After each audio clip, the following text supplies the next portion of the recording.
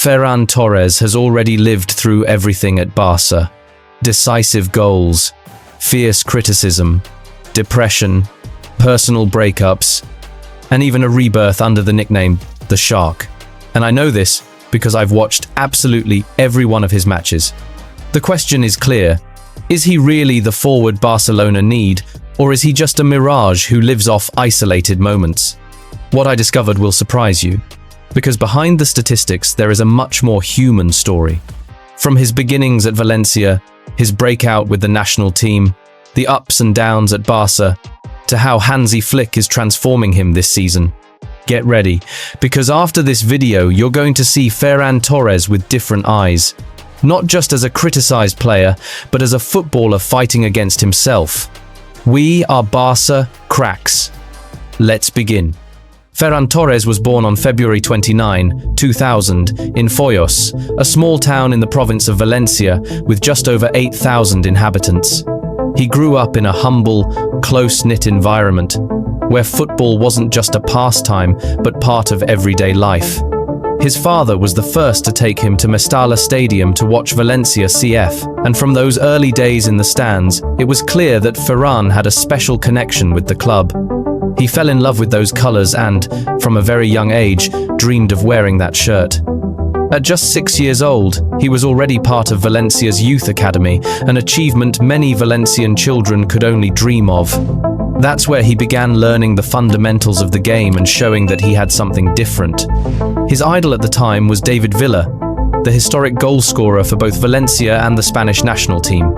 Ferran didn't just admire him, he studied him, tried to imitate his movements, and dreamed of becoming like him one day. But beyond his talent, what stood out the most was his character. Ferran was always described as a calm, disciplined, and responsible kid. The only things that mattered to him were going to school and then playing football. Nothing else. That mental side was already evident from a very young age, a philosophy that over the years would almost come to define his entire career. In Valencia's academy, Ferran didn't take long to stand out. He wasn't the tallest or the strongest, but he had something few kids showed: personality on the pitch. He always asked for the ball, always wanted to be involved, and never froze in difficult moments. Coaches described him as a serious, responsible, and very hard-working kid. While other children were thinking about video games or going out, Ferran had a very clear routine: school, training, and back home. His life revolved around football. That disciplined mindset also showed outside the pitch. During his teenage years, when social media was becoming part of everyday life, Ferran didn't use it to show off or get distracted, but as a space to reinforce his mentality. On his Twitter account, he often posted motivational quotes, as if reminding himself that challenges are part of the journey. One of the most iconic ones was, "It doesn't matter how many times you fall, but how many times you get back up." A phrase that, over time, would almost become his personal trademark. And it wasn't by chance. From a young age, he understood that football isn't a straight line to the top, but an obstacle course. Within the academy, he also made it clear that he was a quiet leader. He didn't shout or impose authority with words, but his way of training and competing set the example for his teammates. At every level at Valencia, he played with a maturity well beyond his age. On top of that, he had a very particular trait. He was never satisfied with training only what was asked of him. He was always looking to improve details, stay on the pitch a little longer, perfect his shooting, repeat plays. That obsession with growth made the difference and was key for him, while still a teenager, to start catching the attention of Spain's youth national teams. After several years standing out in Valencia's youth system, Ferran made the jump to Valencia Mestalla, the club's reserve team in Segunda División B. There, he began competing against much older players, and that experience was key in accelerating his footballing maturity. In a short time, he earned a regular spot in the starting 11, proving that his talent could withstand the physical demands of professional football. His progress didn't go unnoticed, and he soon received a call-up to Spain's under-17 national team. With La Roja, he played in the 2017 UEFA European Under-17 Championship, where he was not only an undisputed starter, but also a champion after beating England on penalties in the final. That achievement put him on the international map. That same year, he also played in the Under-17 World Cup, where Spain reached the final. Ferran scored important goals, one in the quarter-finals against Iran and another in the semi-finals against Mali. Although they lost the final to England, Ferran had already left his mark. He was a big-game player, someone who showed up when he was needed most. Valencia, aware that they had a gem on their hands, secured his future and prepared him to make the definitive leap. His official debut with the first team came in the Copa del Rey in November 2017, at just 17 years old. He didn't shy away from the moment and even provided an assist in that victory. Weeks later came his La Liga debut. It was the beginning of a path many Valencian children dream of, but very few achieve. Ferran had fulfilled the first of many dreams, wearing the shirt of the club he had watched from the stands when he was just a child. From there, he began to rack up minutes and, little by little, goals. His first Copa del Rey goal came against Sporting de Gijón, and his first La Liga goal was scored against Celta de Vigo. Perhaps one of the most memorable from that stage was his goal against Girona, when he appeared in the final minutes to score the decisive 3-2. A goal that confirmed he not only had talent, but also ice in his veins in moments of maximum pressure. At just 19 years old, Ferran had already become an important player for Valencia, accumulating matches, goals, and assists. So much so that in the 2019-2020 season, he played 44 matches in all competitions, recording 6 goals and 8 assists. For such a young academy product, it was a remarkable breakthrough. Ferran's departure from Valencia CF was one of those episodes that left a scar. In the summer of 2020, after establishing himself as one of the club's most promising academy products, contract renewal talks turned into a draining standoff. Valencia, caught up in economic and institutional problems, failed to convince him, and soon someone with a clear plan appeared: Pep Guardiola. Manchester City paid Euro 23 million plus add-ons for a player who was just 20 years old. For many in England, it was a signing for the future. For Ferran, it was the opportunity of a lifetime. To play under one of the coaches he admired most, and to share a locker room with world-class stars. His debut was promising. He made his Premier League debut against Wolverhampton, and just a few days later, scored his first goal for the Citizens in the League Cup against Burnley. Pep quickly began to trust him not only as a right winger, his natural position, but also on the left, and even as a centre-forward, a role Guardiola had reinvented with other players. The 2020-2021 season was his true introduction. 36 official matches, 13 goals and 3 assists. A hat-trick against Newcastle in a thrilling 3-4 match. Champion of the Premier League and the League Cup. In just a few months, Ferran went from being a Valencia prospect to lifting trophies in England. But his breakout wasn't limited to City. In November 2020, with the Spanish national team, he delivered one of the most historic nights of his career. A hat-trick against Germany in the 6-0 Nations League thrashing that went around the world. That match changed how Ferran was perceived. He stopped being a kid with potential and became La Roja's offensive heir. With City, his growth was clear. Pep praised him for his tactical intelligence and his ability to read space.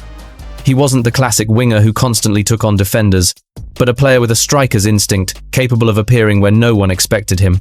That versatility made him a valuable piece in a squad full of stars. But there were shadows as well.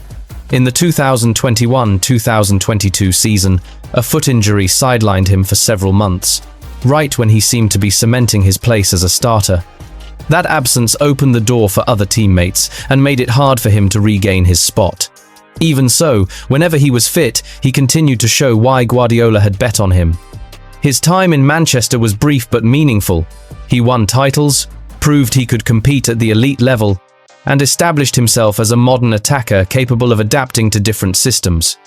So much so that when Barcelona came knocking, Ferran didn't hesitate. He knew returning to Spain with a very high price tag and a heavy load of expectations would be a huge challenge, but he also knew it was his chance to lead a project. Ferran Torres' signing by Barcelona was announced on the 28th of December 2021, and it was no joke. It was a move full of symbolism. The club was in the middle of a rebuild after Messi's departure and the dismissal of Ronald Koeman. Xavi Hernandez, newly appointed as head coach, needed reinforcements and said it plainly, "I want Ferran Torres. I need him in my project." Barca paid Euro 55 million to bring him from Manchester City. A figure that, considering the club's severe economic crisis, sparked intense debate. Was it a necessary investment or a luxury Barca couldn't afford? For Xavi, it was clear. Ferran wasn't just a signing. He was a message that Barca could still compete for elite players. His debut didn't take long. In his second official match, he scored against Athletic Club, showing pace, movement, and an instinct for finding dangerous areas.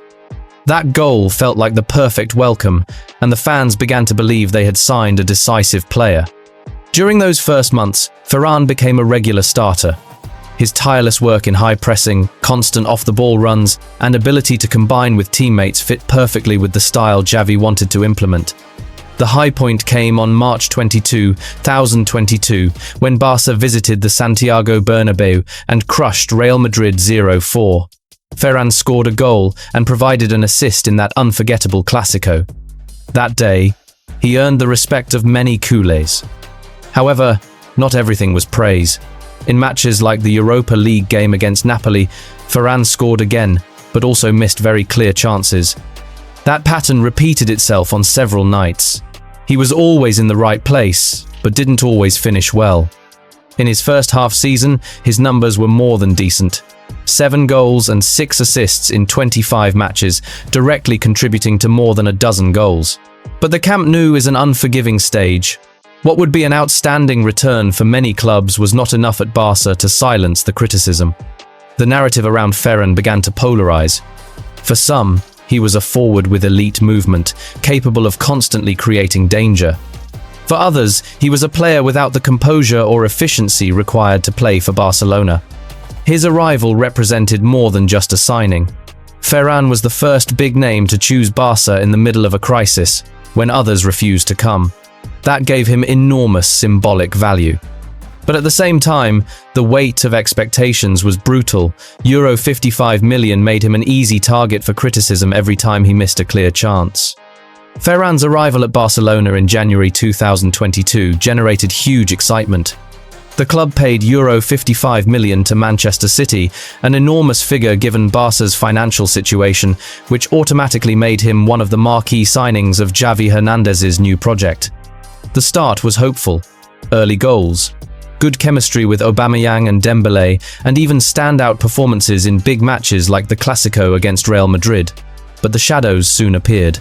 Ferran began to be criticized for something that would follow him for a long time, a lack of ruthlessness in front of goal. He created chances, moved well, understood space, but missed clear-cut opportunities. And at Barca, where every mistake is magnified, those misses put him right in the eye of the storm. The following season was even tougher. He lost his starting spot to players like Lewandowski, Rafinha, and Ansu Fati. His confidence collapsed. Social media cruelly nicknamed him Ferran Torres, and fans began to question whether he had the level to wear the Blaugrana shirt. The emotional blow was massive. He stopped daring to take on defenders one-on-one. He showed visible frustration every time he was substituted. He went through a breakup with Sira Martinez, daughter of Luis Enrique, which increased media pressure. Even when he played in the 2022 World Cup in Qatar and scored a brace against Costa Rica, the criticism didn't stop. Many saw him as an inconsistent player, incapable of sustaining his level. For a guy who had always stood out for his positive mindset, that period was a brutal test. But it was in that darkness that Ferran decided to transform himself. In interviews, he admitted he was working with sports psychologists and that he needed a radical change in the way he faced pressure. That change began in 2023. He doubled down on his training efforts with high-intensity routines. He adopted a mental mantra: No one will be able to beat me. And on social media, he began calling himself the Shark. The metaphor wasn't accidental. The shark represents a constant predator that never stops. Ferran wanted to show that he wasn't going to give up, that he was ready to hunt every opportunity. The results soon followed. In pre-season, he scored in several matches and got his smile back. In La Liga 2023-2024, he scored against Cádiz and Villarreal, celebrating by pointing to his temple, a gesture reminiscent of Rashford that symbolized his new mental strength. With the Spanish national team, he shined during qualification windows, scoring a brace and tallying more than 4 goals in under 90 minutes of play. Against Betis, he scored a free-kick goal, the first of its kind for Barça since Messi. The Camp Nou erupted in applause. Ferran had reconnected with the fans. The most important thing wasn't just his performance, but his attitude. He celebrated every goal with the shark gesture, and every interview ended with messages of resilience. He became one of the most charismatic players in the locker room, and although some fans still criticized him, his image changed radically. He was no longer Ferran Torres. Now he was the footballer fighting against everything and everyone. And here I want to ask you, do you think Ferran Torres is the starting striker Barcelona need? Leave us a comment, give us a like, and subscribe to the channel so you don't miss more stories like this. The arrival of Hansi Flick on Barca's bench in 2024 marked a before and after in Ferran's career. After 2 seasons full of ups and downs under Xavi, in which he went from starter to regular substitute, the German coach gave him a new lease on life. Flick, known for his tactical discipline and his ability to revive players in crisis, quickly understood that Ferran was not a classic winger. He gave him freedom of movement, starting from the left, appearing as a false 9, and taking advantage of his goal-scoring instinct. He also insisted that Ferran work more on counter-pressing and defensive intensity, 2 aspects that restored his prominence in the starting 11. The result was clear. Ferran regained confidence, began scoring in important matches, and once again became a reliable option in the attacking rotation. His shark persona was solidified, no longer just as a slogan, but as an attitude on the pitch. Aggressive, hungry, and with a survival mentality. In the 2024-2025 season, Ferran experienced a competitive rebirth. He contributed key goals in La Liga, keeping Barça in the title race.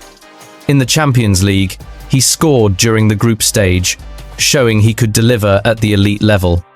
And with the Spanish national team, he once again proved decisive, scoring at the European Championship and, more recently, the goal against Turkey, a strike that recalled that hat-trick against Germany.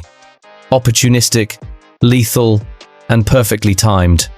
Ferran closed the campaign with numbers that weren't eye-catching, but were solid. Goals, assists, and above all, the feeling that he had regained consistency. Most importantly, he earned back the trust of the locker room, of Flick, and of the fans, who watched the Shark celebrate with fury every time he found the net. Today, at 25 years old, Ferran is entering what should be the prime years of his footballing career. He is no longer a prospect, nor an inflated signing. He is an experienced player who has been through the Premier League, the pressure of Barça, and the harshest criticism, and is still standing. The story of Ferran Torres is not that of an unstoppable superstar like Haaland or Mbappe, nor that of a prodigy academy graduate like Lamine Yamal. It is the story of a footballer who has had to fight his greatest enemy, his own mind. From being called Ferran Torres to proclaiming himself the Shark, Ferran has shown that in football, it's not all about talent. Mentality is what determines how long you can last at the elite level. Today, under Flick's guidance, the man from Foyos has a new opportunity to establish himself as a key piece for Barça and the Spanish national team. But the future remains open. Will he be able to maintain consistency at the elite level? Or will the criticism come crashing back if he hits a bad run of form? The only certainty is that Ferran has learned how to fall and get back up. And as he himself once said on social media, quoting a phrase from his childhood, "It doesn't matter how many times you fall, but how many times you get back up." And what do you think? Do you believe Ferran Torres is the starting striker Barcelona need? Leave us a comment, give us a like, and subscribe to the channel so you don't miss more stories from the world of football. See you, cracks.